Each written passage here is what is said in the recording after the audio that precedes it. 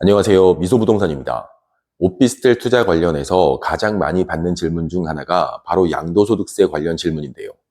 주택을 양도하는 경우 오피스텔 때문에 1가구 1주택 비과세 특례를 받지 못하는 건 아닌지, 오피스텔 때문에 2주택 이상이 되어서 중과세 되는 건 아닌지, 그러니까 오피스텔이 기존 주택을 양도하는 경우 영향을 주는지 궁금해 하시는 겁니다. 맞습니다. 오피스텔은 어떻게 사용하느냐에 따라 주택이 되기도 하고 아니기도 합니다. 먼저 원칙부터 설명드리면 대한민국에 있는 모든 오피스텔은 주택이 아닙니다. 다만 오피스텔을 주거용으로 사용하고 있는 경우 각종 세금에서 주택으로 산정되어 세금 폭탄을 맞는 경우가 발생하게 되는 건데요. 오늘은 오피스텔 때문에 세금 폭탄을 맞지 않으려면 어떻게 해야 하는 건지 알려드리겠습니다. 1가구 1주택 양도세 비과세는 다들 알고 계실 겁니다. 1주택을 2년 이상 보유하고 양도하는 경우 양도가액 12억까지는 세금을 한 푼도 내지 않아도 되는 아주 특별한 혜택이라 할 수 있습니다. 하지만 이때 오피스텔도 같이 보유하고 있다면 비과세 특례를 그대로 받을 수 있을지가 관건이라 할 수 있는데요.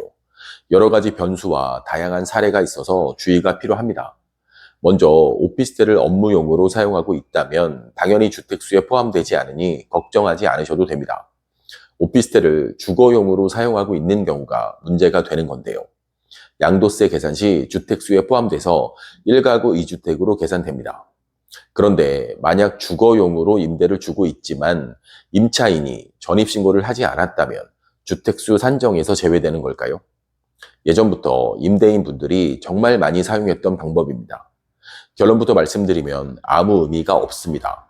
대한민국 세법은 실질과세를 원칙으로 하고 있기 때문에 서류상에 나타나지 않아도 실제 사용 용도가 주거용이라면 양도세 계산 시 주택으로 산정됩니다. 나는 이런 방법으로 1가구 1주택 비과세 받았는데 무슨 소리냐 하시는 분들도 분명 계실 텐데요. 명확히 말씀드리겠습니다. 아직 과세관청이 찾아내지 못했을 뿐입니다.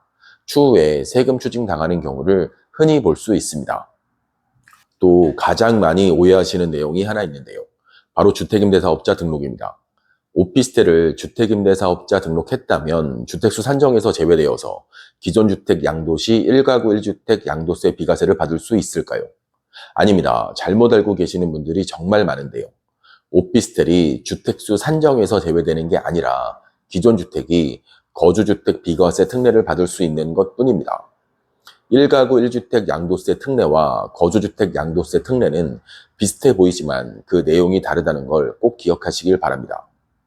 그리고 만약 오피스텔이 공실인 경우는 어떨까요? 조금 애매한 상황이라 할 수 있는데요.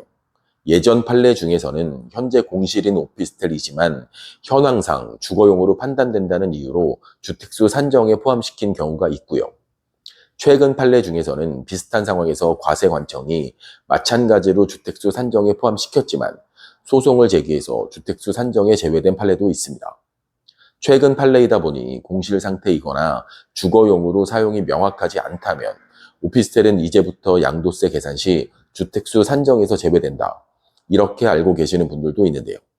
일선에 계시는 세무사님의 조언은 개별 상황마다 사례는 달라질 수 있으니 무조건 안심하는 건 위험할 수 있다고 합니다. 그럼 오피스텔이 기존 주택 양도 시 영향을 주지 않으려면 어떻게 해야 할까요? 정답은 간단합니다. 오피스텔을 일반 사업자 등록해서 업무용으로 사용하시면 됩니다.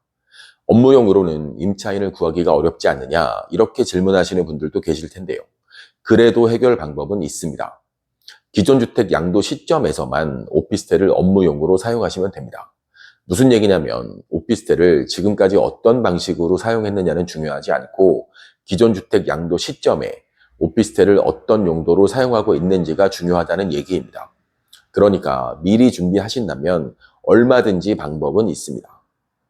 그리고 조금 더 팁을 드리자면 오피스텔을 명확하게 업무용으로 인정받기 위해서는 3가지가 필요한데요.